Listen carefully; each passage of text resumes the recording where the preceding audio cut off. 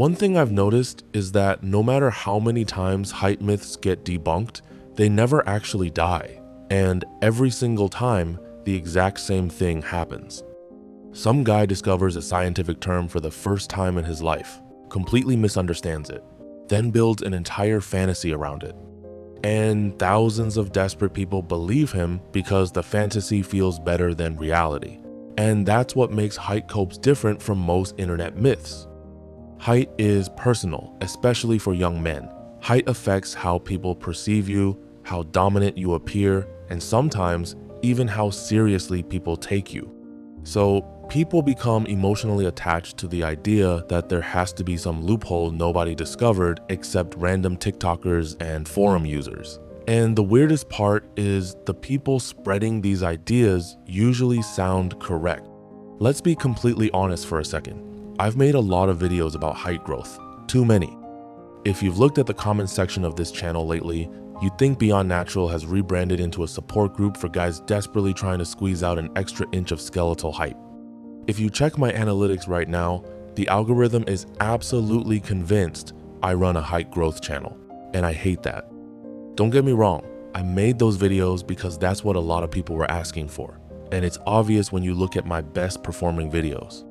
The reason why this sucks is because the rabbit hole of height optimization has turned into an absolute circus of pseudoscience. Height dysphoria is real. The internet is brutal about it, and when you're insecure, hope is a powerful currency. That's why certain copes refuse to die. So let's do something different. I was thinking of making this video a list of height copes, but I think that's BS. The real root problem is most people genuinely do not understand how height growth actually happens. After this video, you should be able to come to your own conclusions and be able to tell myths from the truth.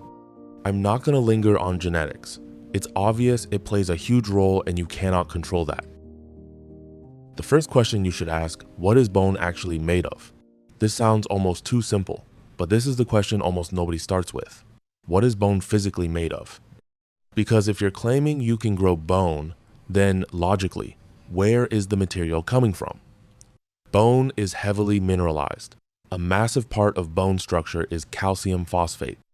This mineral is what gives bone rigidity and strength. So if your skeleton requires actual physical minerals to build, where do those minerals come from? Your body cannot create its own minerals. Your body cannot create its own calcium.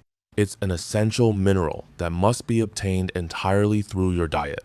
99% of height copes have already started falling. This is why exercise is not a pillar of height growth.